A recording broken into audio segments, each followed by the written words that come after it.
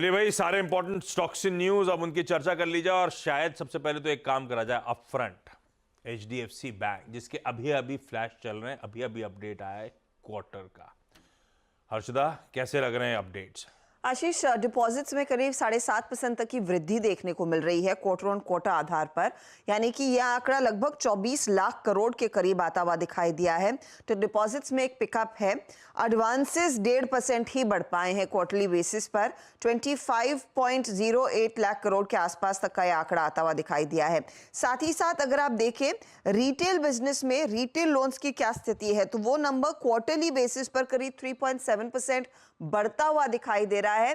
Kasa deposit का number आपके सामने है, 8.7% पर आया है। ये बढ़कर करीब 9 लाख करोड़ के ऊपर निकलता हुआ दिखाई दिया है। रिटेल लोन्स का नंबर 3.7% बढ़ा है। और साथ ही साथ अगर आप देखें कॉर्पोरेट और होलसेल लोन्स, वो करीब 2% घटकर आए हैं। हालांकि कमर्शियल और रूरल बैंकिंग के जो लोन्स हैं उसमें 4% तक की वृद्धि देखने को मिली है। ये कुछ डिटेल्स भी कंपनी ने शेयर किए हैं, इसीलिए आज ये सबसे पहले स्टॉक रेडार पर रहेगा। HDFC bank sequentially gross advances 1.6%, deposit 7.5%। साल दर साल कासा ठंडा पड़ा होगा, पर देखना सीक्वेंशली चाहिए। और इस बार कासा में थोड़ा सा इंप्रूवमेंट आपको उस मिक्स में नजर आएगा। ठीक है, यह है एचडीएफसी बैंक का क्वार्टर अपडेट। सचिन भाई, बहुत बढ़िया। लोअर लेवल से रिकवरी के मूड में एचडीएफसी बैंक नजर आ रहा है। आप लोग का हाउस कॉल क्या है? और तेजी और दमखम के लिए प्ले कर रहे हो या नहीं? आशीष जी, क्लियरली पिछले कुछ हफ्तों से एक्सपेक्टेशन यही थी कि एक अच्छे ओवरसोल्ड टेरिटरी में काउंटर है, एक अच्छा पॉजिटिव डाइवर्जेंस है। एंड उसी का इफेक्ट यहाँ पर नजर आ रहा है पिछले कुछ दिनों से। जिस तरीके से एक रैली यहाँ पर बिल्टअप हुई है, मोमेंटम भी काफी तेज रहा है। तो यहाँ पर मुझे लग रहा है थोड़ी सी मूव और एक्सटेंड होनी चाहिए। लगभग 1530 के आसपास के दो रेजिस्टेंस है, आई थिंक वो दोनों रेजिस्टेंस यहाँ पर रिविजिट हो सकते हैं। अगर हम डेटा देखें तो थोड़ा सा लॉन्ग अनवाइंडिंग लॉन्ग ऐसे ही डेटा आ रहा है। काफी कॉन्फिडेंट यहाँ पर लॉन्ग्स बिल्टअप नहीं हो पा रहे। तो इसीलिए मुझे लग रहा है पोजीशंस को थोड़ा सा ट्रेडिंग के लिहाज से ही रखें। एंड जिस तरीके से अभी भी यहाँ पर इमीडिएट बेसिस पे मोमेंटम चल रहा है 1480 के स्टॉप लॉस के साथ, मुझे लग रहा है यहाँ पर मोमेंटम को पार्टिसिपेट किया जा सकता है 1530 के पोजिशनल टारगेट के लिए। ओके, थोड़ा सा कॉन्फिडेंस लैग करता हुआ, लेकिन इवेंचुअली शायद 1530 तक की कर रहा है ऊपर की तरफ तैयारी। अच्छे लोअर लेवल से रिकवरी के मूड में एचडीएफसी बैंक एटलीस्ट। दूसरा इंपॉर्टेंट जो क्वार्टरली अपडेट आया है, तोड़ देते हैं बहुत सारे क्वार्टरली अपडेट्स। अब रिजल्ट सीजन सर पे खड़ा है तो बहुत सारी कंपनीज हैं जो अपडेट्स दे रही है। एवेन्यू सुपरमार्ट्स यानी कि डी मार्ट। अमित सेठ साहब, चार्ट रेडी रखना, आपके पास आऊंगा। अजदा, कैसे लग रहे हैं अपडेट्स? यहाँ पर हम देख रहे हैं करीब 19.8% तक की सालाना ग्रोथ दर्ज हो रही है। इस Q4 अपडेट में स्टैंडअलोन रेवेन्यू कंपनी कह रही करीब 12,393 करोड़ के आसपास आएगा। साथ ही साथ अगर आप देखें स्टोर एडिशंस का आंकड़ा मार्च 31 तक 365 के आसपास आया है। अब इस पर एक रिपोर्ट भी है मॉर्गन स्टैनली की। उनका कॉल है कि यहाँ से स्टॉक एट द मोस्ट 5% और बढ़ सकता है। लेकिन मॉर्गन स्टैनली स्पेसिफिकली कहता है कि जो स्टैंडअलोन रेवेन्यू है वो दरअसल 9 मंथ एवरेज जो निकल कर आ रहा था 18% का, उसके सामने काफी बेहतर है। 20% पर जो आया है वो एक पॉइंट है।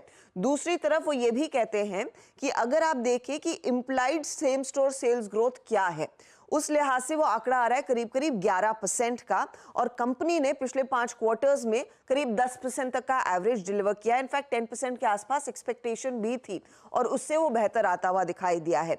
इसीलिए उनको लग रहा है कि स्टॉक यहां से थोड़ा सा 5% ही सही, लेकिन परफॉर्म करता हुआ दिखाई देगा। हाउएवर, अगर आप H1 से कंपेयर करेंगे तो अभी भी ये नंबर्स थोड़े से फीके हैं। 20.4% तक की ग्रोथ देखने को मिली थी रेवेन्यू में फर्स्ट हाफ में। देखते हैं इवेंचुअली जब नंबर्स आते हैं उसे मीट करते हैं या फिर बेहतर करते हैं।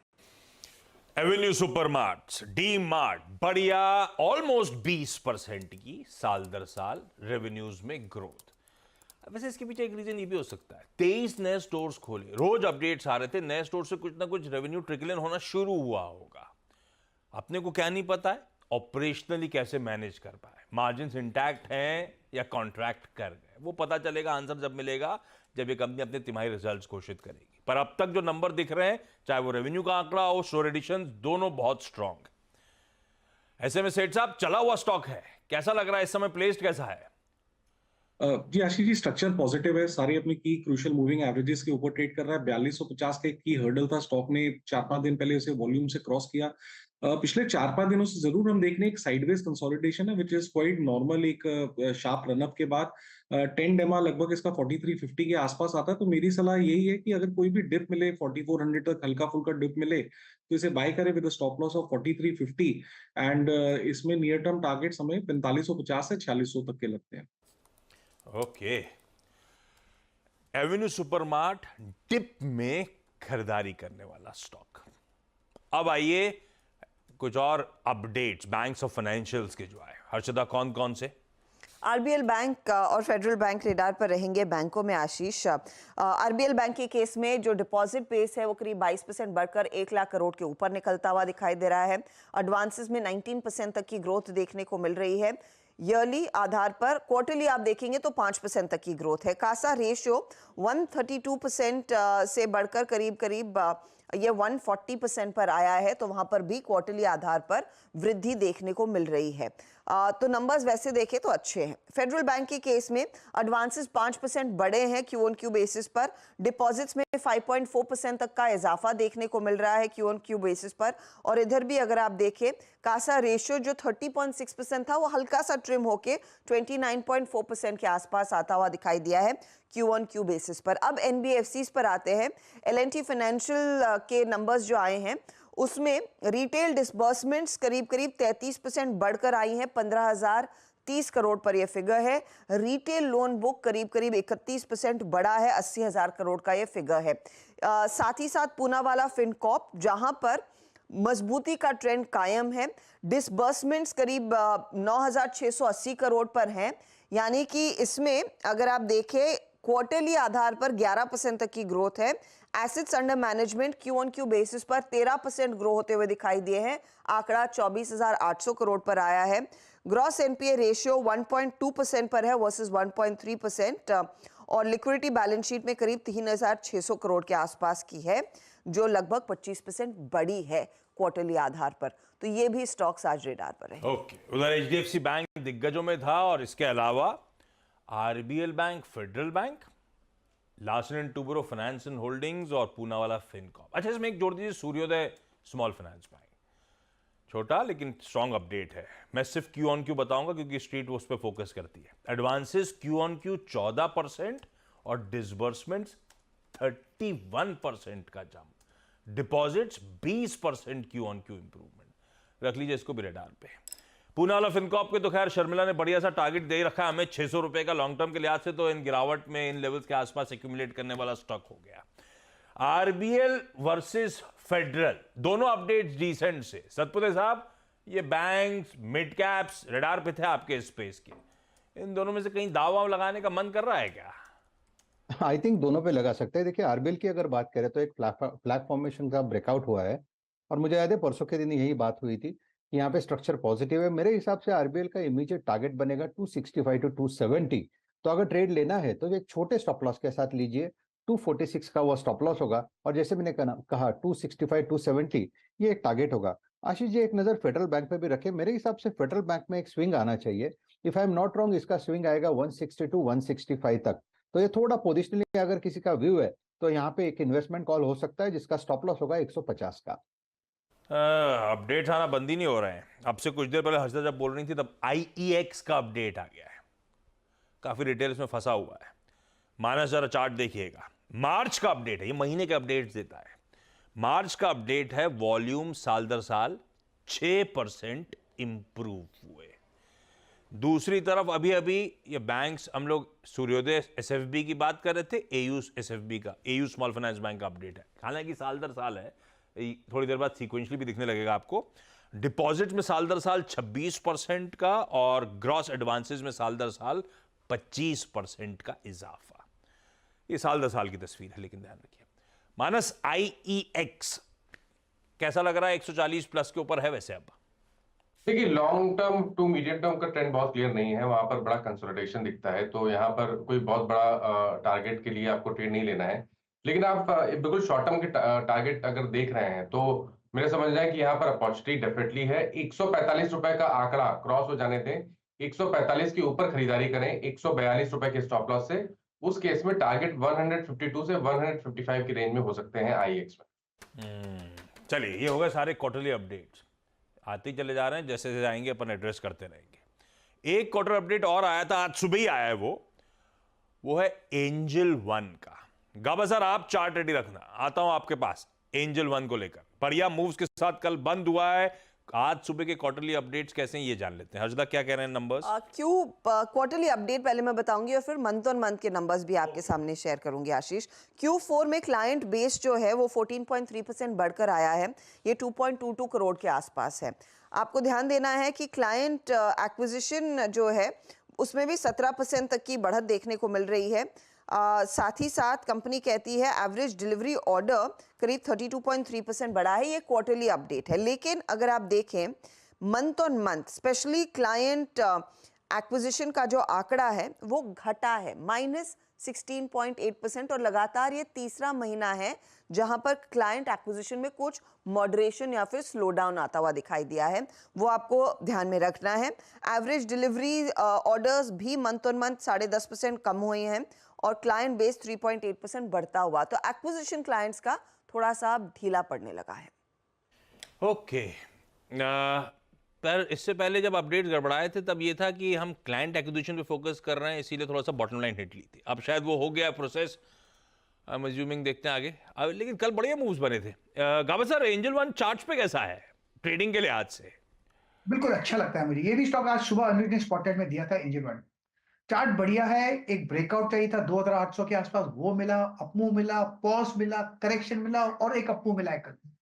3170 पर ट्रेड कर रहा है। 3100 का स्टॉप लगाना चाहिए, सिर्फ 75 रुपए का। मुझे लगता है थोड़ा वक्त देना चाहिए इसको। 3400 एक फर्स्ट टेक्निकल टारगेट है और वहां तक जाना चाहिए, और भी हाई जोन एंजल वन में देखेंगे। ये डिलीवरी बेस्ड स्टॉक है, लेकर भूल जाना चाहिए एंजल वन। लेकर भूल जाने वाला है, डिलीवरी बेस्ड स्टॉक है। इसकी चर्चा कई बार हुई और ब्यूटीफुली हमने उस मोमेंटम को राइड कर रखा है। जबकि QIP इशुएंस डिस्काउंट पे सब कुछ था, उसी दिन बोला था खुलेगा तेजी के साथ, वैसे ही खुला था, उसके बाद से पलट के नहीं देखा इस काउंटर ने। खैर, अब आइए अगले है आज सुबह का एक और अपडेट, वो था विंडफॉल। ये कोई डेट वेट तय नहीं करिए, 4 तारीख को बताते हैं, एक को बताते, 2 को बताते। खैर, विंडफॉल टैक्स के अपडेट्स क्या है? आशीष, एक्चुअली विंडफॉल टैक्स का अपडेट कल दोपहर में ही हम इसकी चर्चा कर रहे थे लक्ष्मण के साथ, और उन्होंने कहा था कि आज इस पर अमल लिया जाएगा और आज अपडेट आ चुका है। तो 39% तक का इजाफा कच्चे तेल पर विंडफॉल टैक्स में आता हुआ दिखाई दिया है। जो आप पहले 4,900 रुपए प्रति टन दे रहे थे, आपको अब 6,800 रुपए प्रति टन देना होगा। तो आप कह सकते हैं CNBC आवाज ने जो खबर आपको दोपहर में बताई थी उस पर फिर मोहर लगती हुई दिखाई दी है। यहाँ पर आपको ध्यान देना है कि डीजल पेट्रोल ATF में कोई विंडफॉल टैक्स में बदलाव नहीं किया गया है। हालांकि कल जब लक्ष्मण स्क्रीन पर आए थे और उन्होंने मेंशन किया था कि विंडफॉल टैक्स शायद बढ़ सकता है कच्चे तेल पर, तो रिलायंस ONGC स्टॉक्स में थोड़ा सा रिएक्शन आना शुरू हुआ था। आज देखते हैं स्टॉक्स कैसे परफॉर्म करेंगे। कल कमाई के अड्डा में, कल कमाई के अड्डे में कुछ नजर में ही नहीं आ रहा था। कल मानस छाए हुए थे आपकी कमाई के अड्डे में।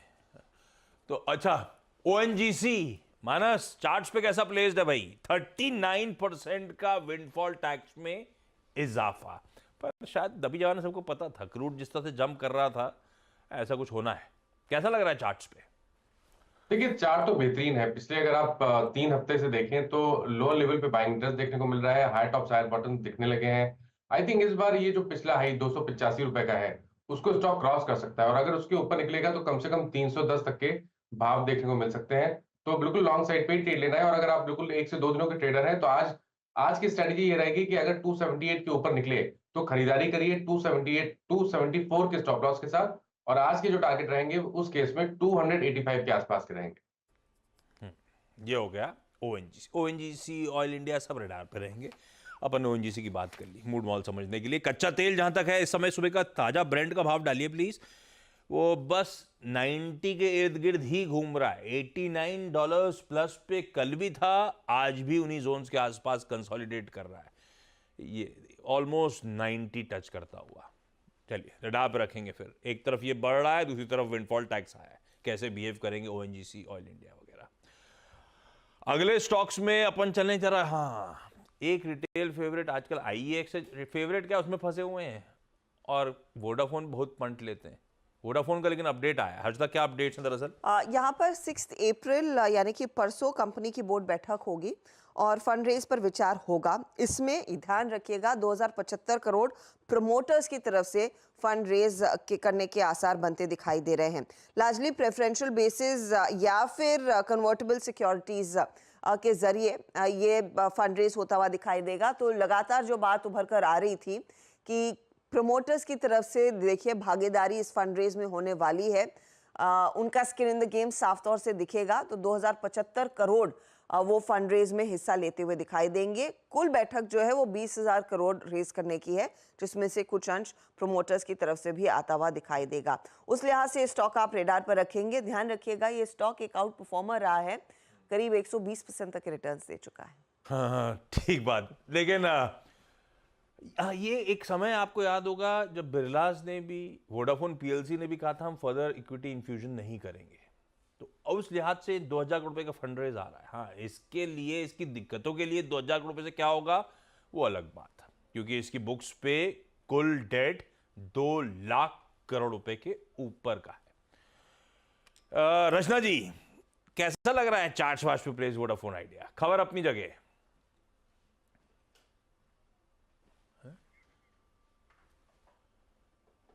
वो सही बात है आपकी, खबर अपनी जगह, लेकिन खबर चाहे कितनी भी छोटी हो, चार्ट पे एक चीज मैं जरूर कहूंगी कि यहाँ पे बहुत ही हाई टाइम फ्रेम पे स्ट्रॉन्ग कंसोलिडेशन हो रखा है और बहुत ही अच्छा बेस बना हुआ है इस काउंटर पे। तो एक बारी को अगर ये भूल जाए कि स्टॉक की स्टोरी क्या है और खाली अगर चार्ट को देखा जाए, तो अगर ये चार्ट यहाँ से 13.5 पे है, अगर ये थोड़ा थोड़ा करके ऊपर जाने लगे, 15 का नंबर क्रॉस करे, तो यहाँ पे वो बेस जो बना हुआ है, जो हायर टाइम फ्रेम का बेस है, उसमें से एक ब्रेकआउट बनता है, जो ब्रेकआउट इसको काफी ऊपर तक लेके जा सकता है। एंड उसके बाद 40-42 तक कोई रेजिस्टेंस नहीं है इसके रास्ते में। So it's a huge space, लेकिन वो ऐसा ब्रेकआउट तब आता है जब कोई स्ट्रॉन्ग उसको एक टेलविंड मिले। तो ऐसा कैटलिस्ट एक चाहिए इसको, जो इसको चला सके। बेस बहुत स्ट्रॉन्ग बना हुआ है, 15 के ऊपर ब्रेकआउट बनता है। जब तक ये काउंटर 10 के ऊपर है तब तक ये ब्रेकआउट के चांसेस है। तो 10 का मैं यहाँ पे एक सपोर्ट बताऊंगी और ऊपर वाली साइड पे स्पेसेस, पहला टारगेट ऑब्वियसली 20 का रखेंगे और फिर ऊपर ऊपर अपना टारगेट लेके जा सकते हैं। Space is available, lot of it है ना। खबर की इंपॉर्टेंस बिल्कुल है क्योंकि प्रमोटर्स का इन्फ्यूजन आ रहा है, और बिल्कुल ठीक है, खबर जैसी भी हो चार्ट्स पे प्लेस तो ऐसा है कि यार दमखम लग रहा है। देखते हैं अब बिहेवियर कैसा रहता है स्टॉक का। हालांकि आमतौर पे अवॉइड करते हैं हम लोग ट्रेडिंग वेडिंग वोडाफोन आइडिया से काउंटर में, पर रचना जी कहनी है बेस बना हुआ है बढ़िया। देखते हैं किस तरह का आज रिएक्शन आता है, रिविजिट भी कर लेंगे। आज का इंपॉर्टेंट स्टॉक तो है ही है। हर्षदा इसके अलावा बाकी के कौन से स्टॉक से न्यूज़? दूसरे काउंटर्स जो रेडार पर रहेंगे आशीष, उसमें ब्रिगेड एंटरप्राइजेस फोकस में रहेगा। जॉइंट डेवलपमेंट एग्रीमेंट इन्होंने साइन किया है यूनाइटेड ऑक्सीजन कंपनी के साथ। ऑफिस स्पेस दरअसल ये बैंगलोर ईस्ट में डेवलप करेंगे, जिसकी ग्रॉस डेवलपमेंट वैल्यू करीब 340 करोड़ आकी जा रही है, इसीलिए वो स्टॉक आज खबरों में है। इसके अलावा वेदांता एल्यूमिनियम अपने बिजनेस को एक्सपैंड कर रहा है। रिफाइनिंग कैपेसिटी इन्होंने बढ़ा दी है 3.5 MTPA तक। इन्होंने बेसिकली 1.5 MTPA की कैपेसिटी लांजीगढ़ उड़ीसा में कमीशन कर दी है, उस लिहाज से इनकी कैपेसिटी बढ़ती हुई दिखाई दे रही है। जीई पावर आप रेडार पर रखेंगे आज, जहां पर 2 contracts worth 775 crore JP power के जरिए इनके हाथ लगते हुए दिखाई दे रहे हैं, तो वो स्टॉक रेडार पर। केईसी इंटरनेशनल कह रहा है कि इनके हाथ करीब 816 करोड़ के नए orders across various businesses clock in हुए हैं, तो वो भी स्टॉक आज खबरों में है, फोकस में रखेंगे। रखिए तमाम स्टॉक्स को रडार पे। लेकिन एचडीएफसी बैंक सबसे इंपॉर्टेंट, क्वार्टरली अपडेट बढ़िया है, ऐसे में उसको रिविजिट करते रहने का। शर्मिला क्या कर रहे हो आप लोग एचडीएफसी बैंक में एट 1480? गिवन दिस बैकड्रॉप, ये अपडेट जो है डिसेंट अच्छा ही है, बल्कि रिलीफ है। कासा वासा के इश्यूज थे तो कुछ हद तक रिसरेक्ट हो रहा है कि CASA Q on Q improve होता हुआ। खैर कैसा लग रहा है एचडीएफसी बैंक 1480 पे? आप लोग एग्रेसिवली एक्यूमुलेट कर रहे हो या नहीं?